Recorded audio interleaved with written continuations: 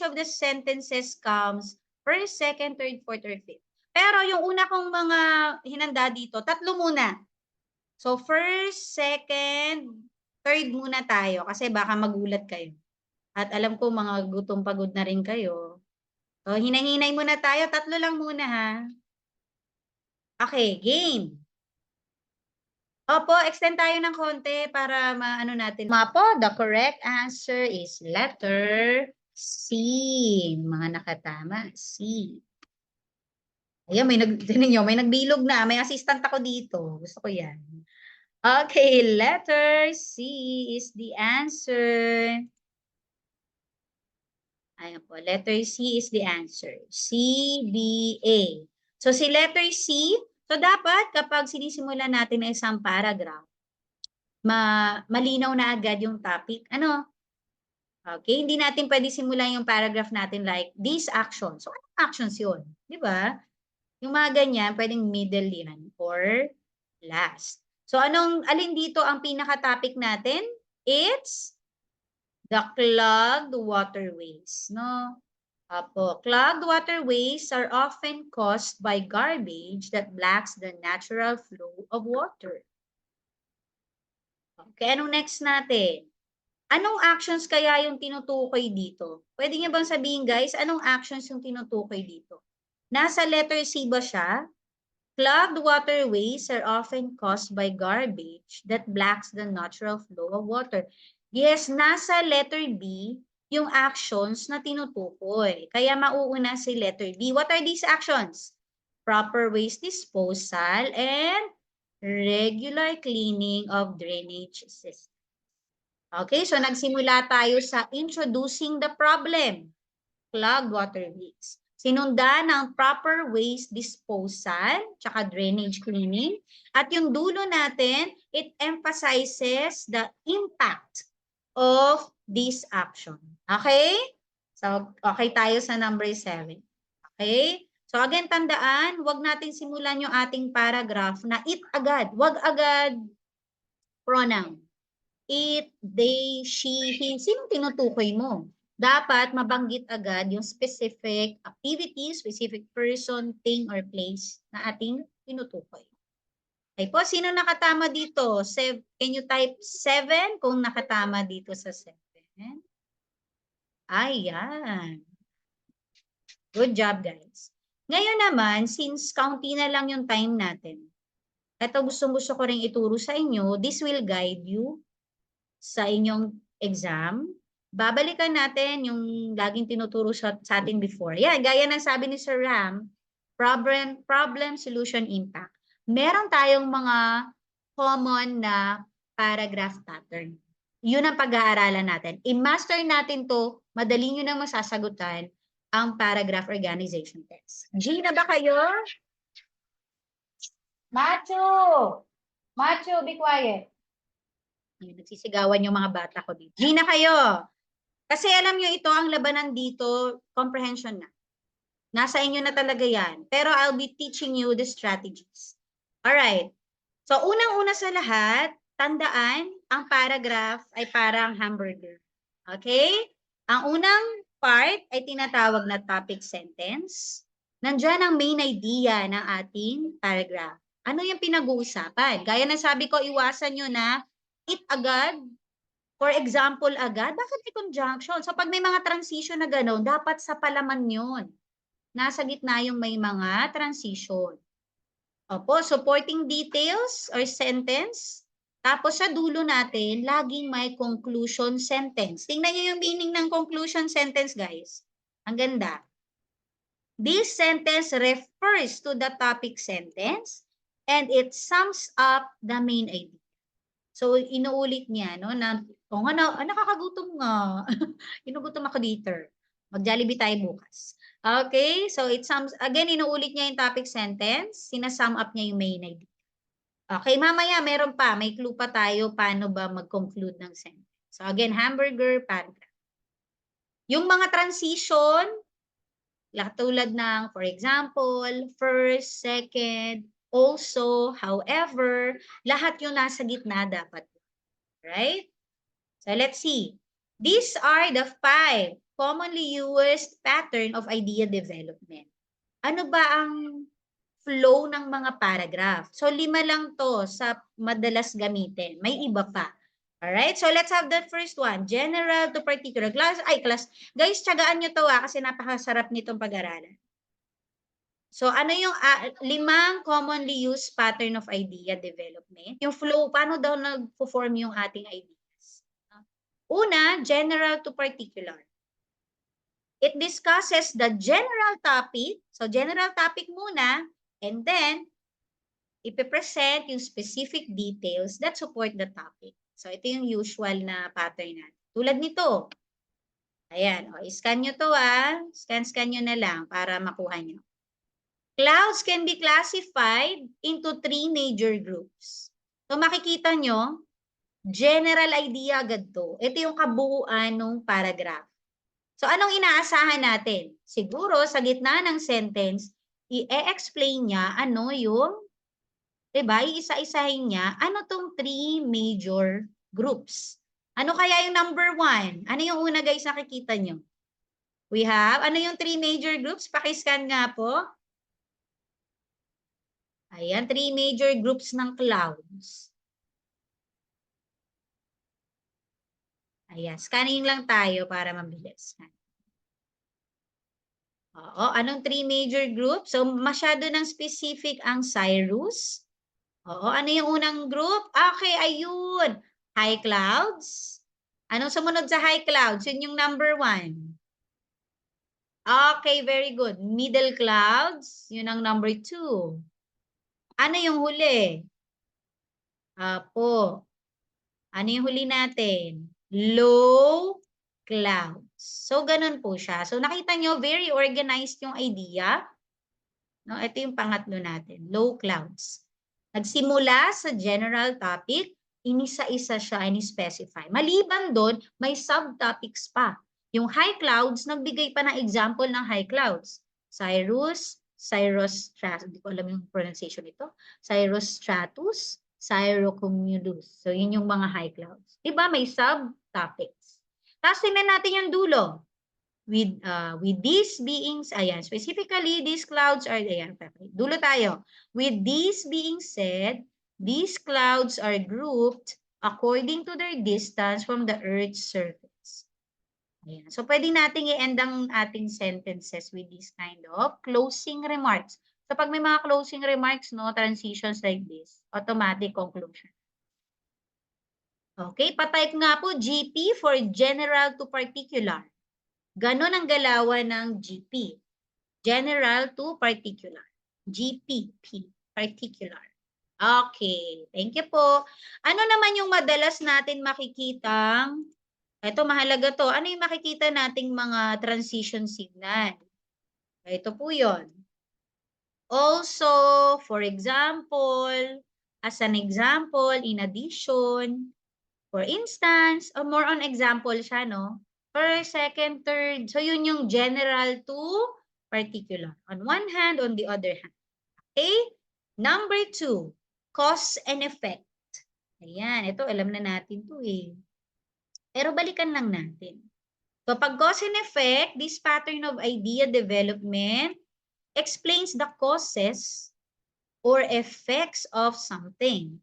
When a writer presents reasons, he or she is explaining the causes.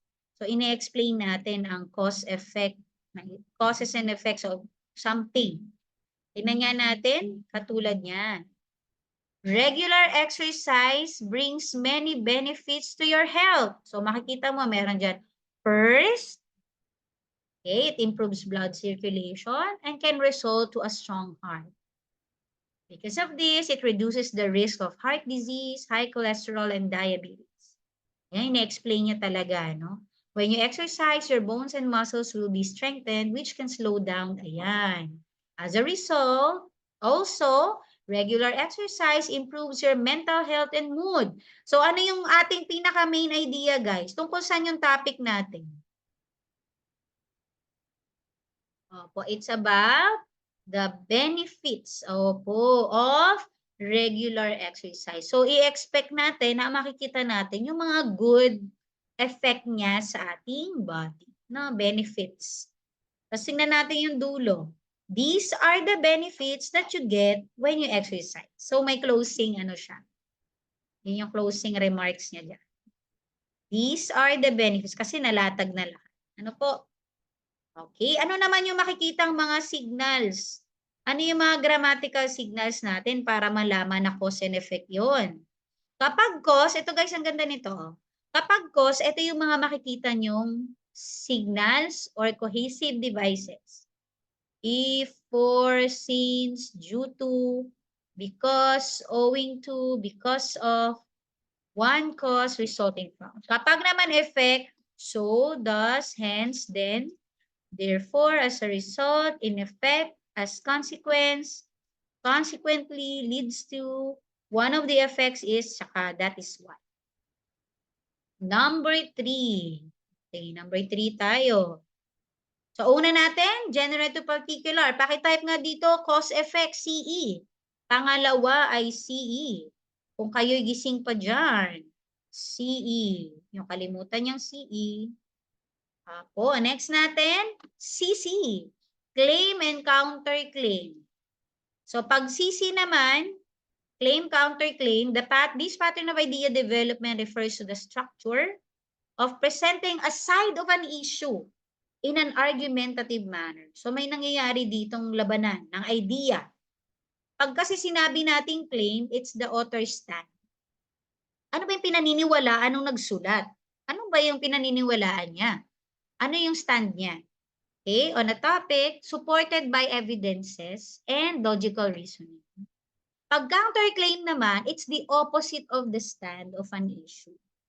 So, ino-oppose natin, kinokontra natin yung una nating sinabi. Yun yung claim and counterclaim. Tingnan na nga natin. Ganda nito. People believe that rock music can make teenagers rebellious. Positive ba to o negative? Because of its lyrics. Positive ba or negative yung una natin?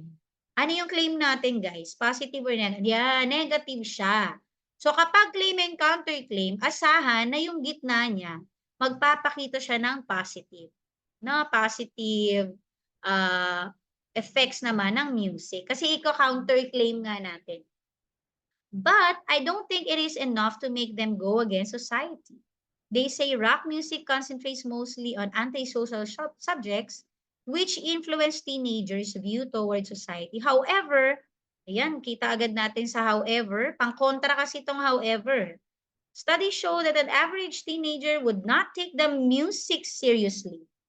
Hindi nila tinitake seriously kasi they concentrate more on the musical value of the song rather than the inner meaning. Ganon talaga tayo kapag LSS, favorite na natin. No, pag bigla mo inintindi yung lyrics, ay pangit pala yung lyrics nito. So doon pala sila sa musical value. Thus, even though the lyrics is in rock music show social rebellion, it does not make teenagers rebel against society. So again, that is CC. Pakitype nga po CC, claim and counterclaim. Ino-oppose natin yung una sa ating sentence. Depende siya, pwedeng negative, tas positive lahat ng gitna, or positive, negative lahat ng gitna. Kinokontra kasi natin yung claim. Okay, ano-ano makikita natin ditong signal? So, ito yung mga signal natin. Pang ano to? Tawag dito? Pang kontra, no? Negative to positive, positive to negative. However, nevertheless, on one hand, on the other hand, admittedly, some may say, of course, nevertheless, and but not only that. Okay? 4, malapit na tayo. Problem solution, nabanggit to ni Sir kanina. Pag problem solution, a writer identifies a problem and addresses it by presenting one or more solutions. Tulad nito, drug abuse is one of the leading social issues in many countries. One way to solve this is through education. So maglalatag, kapag nagbigay siya ng problem, kailangan maglatag ng solution. One way to solve this, makikita niya yan, through education. Another solution is to increase police manpower. Yan. At ito pa, create effective laws. So yun yung solution nasa gitna. Tingnan natin yung dulo. Drug abuse is a threat, but if the community and the government will act together, this problem will be controlled. Oh, maganda yung closing. Still, relevant, no? Okay, ano yung makikita nating mga signals? Ayan. Anong mga signals na magagamit dito? Because, cause, since, as a result, in order to, so that, as a solution, and one way. Pakitype nga po, PS for problem solution. Kung nakuha ito, PS. Tingnan ko, nandiyan pa kayo. Okay lang ba kayo dyan? Isa na lang. PS. Last one, persuasion.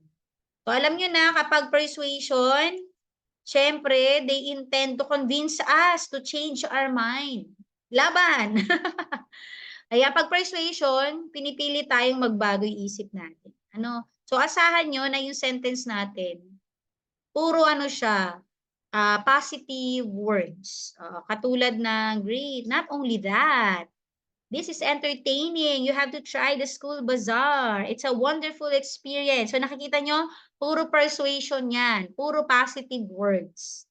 Kadulo, so what are you waiting for? Join now and experience the fun. Ako din, gutom na guys. Ayan ang mga natin, expression for persuasion. Puro positive. Opo, thank you, thank you. Pakitype nga P for persuasion. So 5 yon. P for persuasion, kung nakuha, so pinipilit na baguhin ang ating pag-iisip or ating decisions.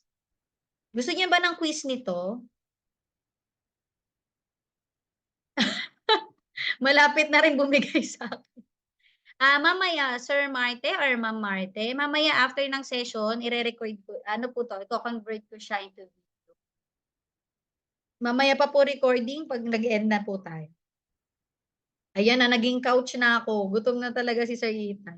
Assignment na lang. Okay, assignment na lang to guys. Pag-aralan nyo na lang to ha. 3 lang po. Ang dami kasi nito, B. Ayan o. Aalamin nyo kung anong klase siyang pattern. Wag na to, tama na. 4 pa naman. Alam niyo, sinisipag ako masyado sa inyo. Ito na lang tayo. Game. Paragraph organization. Okay, game. The answer is, game na kayo ha. The answer is letter, ayun, may nagsagot na dito. Sino to? BAC. BAC guys. Bakit BAC? B muna, the Department of Health issued public health guidelines during the height of the pandemic. Sino daw ang nagbigay ng guidelines? Si DOH. Sige nga. Oo. Sino kaya ang dapat mo na? A or C? Aling sentence dyan ang nabanggit agad tong guidelines na to? Si B or si C? Saan nyo nakita yung word na guidelines? Opo, nasa B agad yung guidelines. Kaya dapat magkasunuran po sila. 'Di ba? Kaya BA, ano ba nangyari? BA ang ating sagot. BA agad. B, tapos kaya A kasi nandito po agad yung word na guidelines. Which was mentioned sa letter A. These guidelines. Okay? Gutom na rin yung laptop. Tapos, compliance with these protocols help reduce the transmission of the virus. So, makita natin yung letter B, it starts with the government issuing guidelines. Tapos, si A, what guidelines are they? Okay. Anong guidelines ba yon? Regular hand washing, mask wearing, physical distancing. Tapos, yung dulo, ends with a positive result. Okay, help reduce the transmission. Extend 1 hour, grabe naman. Guys, may stroke na ako dito sa gutom, guys. Okay, next tayo. Okay, para makarami. Uy, meron pa tayong reading comprehension. Kaya pa ba ng brain natin? Okay. Ayan na, nagsagot na si Sir Conrado, natagalan sa inyo, sinasabi ko sa inyo. Okay, tama po yan. The answer is letter C. C-A-B. Ang tagal nyo kasi. Okay. Letter C, practicing energy conservation at home helps reduce electricity bills and environmental impact. So, pinapakita dito yung importance ng saving energy. Ano naman ang isusunod natin sa C? Okay. Ano ba tong example na binigay dito? Using LED bulbs. Tingnan natin yung connection and unplugging devices. So ano tong dalawang to? Ano kayang tinutukoy nito? Anong connection nito sa letter C? Opo, anong connection nito sa letter C, guys? Siya yung halimbawa ng practicing energy conservation. Kaya C and then A. Ano, kailangan magkarugtong po agad. And then the last one is about emphasizing the long-term benefits. Simple habits, when done consistently, lead to long-term savings and sustainability. Okay po?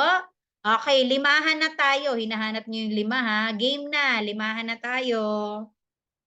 So always look for the connection, no? Connection of the words, yung flow niya, tamang flow.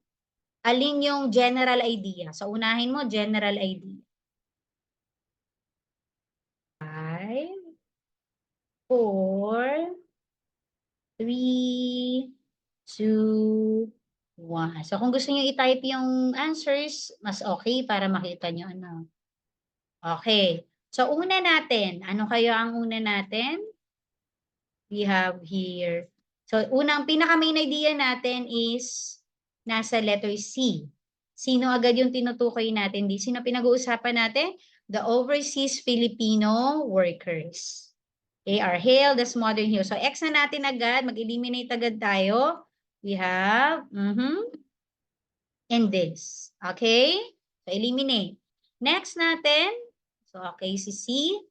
Anong next natin? We have to tell the reason for their working. Bakit sila tinatawag na modern heroes? Ano bang reason nila for working? Overseas Filipino workers are hailed as modern heroes. Okay, many Filipino workers seek jobs to provide better lives. So we have here letter A. Okay, CA. So CA agad. So cross na natin. Kasi eto guys, bakit hindi si B? Tingnan nyo. Si B kasi dapat karugtong niya. Tingnan nyo. They endure long hours and loneliness. Dapat karugtong niya agad to. Etong dalawang to, tumutukoy sa hardships. Kaya dapat karugtong niya agad si E. Ano po, karugtong dapat ni B agad si E. Kaya i-delete na natin si number. B and E dapat lapit sila. Ano po? So anong tingin nyo? Dapat yun na yung clue ko, magkalapit dapat si B and E. Opo, kaya number 1 agad. So titingnan nyo talaga yung relationship between the sentences or among the sentences rather. Okay, tingnan natin. Sige, balikan natin. C. Overseas Filipino workers are hailed as modern heroes. A. Many Filipinos seek jobs abroad to provide better lives for their families. D. Their remittances contribute significantly to the country's economy. Tapos, ito yung highlight natin, pinaka-clue si B and E. Kasi yung hardship na tinutukoy ay yung enduring long hours and loneliness. Okay po? Nakuha po. Agree ba kayo dito? Paki-type nga po O for OFW. Ayun po ano. So you have to be very careful. Ayan, sabi ko sa inyo, inihilot ko pa lang kayo dun sa 3 ano eh. Sa 3 sentences. Ang hirap ng 5, no? Talaga.